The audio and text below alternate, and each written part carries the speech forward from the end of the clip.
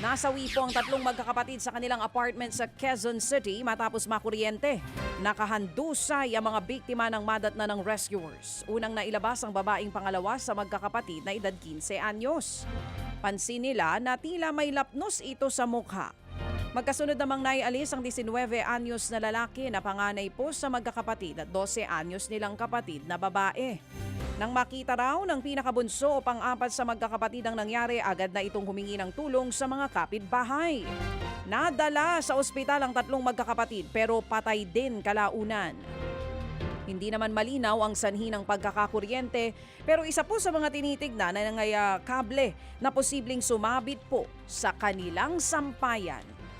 Samantala, patay ang isang rider sa Muntinlupa matapos pong mabangga ng SUV. Naiwang nakahandusay po ang rider matapos nga po ang disgrasya. Mga kapwa rider pa nito ang unang sumaklolo sa biktima at kaniyang asawa.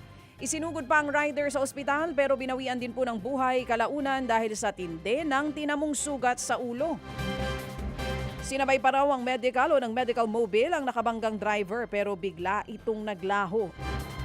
Kwento po ng asawa ng biktima, ilang oras siyang naghintay para makaharap ang suspect pero hindi ito sumipot. Patuloy naman po ang investigasyon at paghahanap po ng mga otoridad sa driver ng SUV.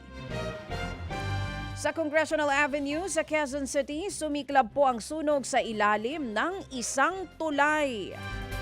Sa video, makikita po kung paanong pinagtulungang apulahin ng mga fire volunteer ang malaking apoy mula sa itaas ng tulay. Sa investigasyon, 49 o 46 na bahay na karamihan ay mga informal settlers ang natupok. Inabot ng halos 2 oras bago ito tuluyang naapula. Wala namang nasaktan o nasawi sa insidente.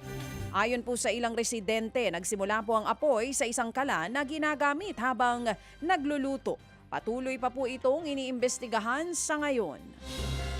Mga kapatid, patuloy po kayong tumutok sa 105.9 True FM para sa totoong balita, impormasyon, music and entertainment. Mag-subscribe sa aming YouTube channel at podcast at sundan nyo kami sa Facebook, Instagram, X at TikTok sa True Network PH. Bisitahin din po ang aming official website, truefm.ph. At panoorin din kami sa True TV Signal, Channel 19. Kami po ang 105.9 True FM.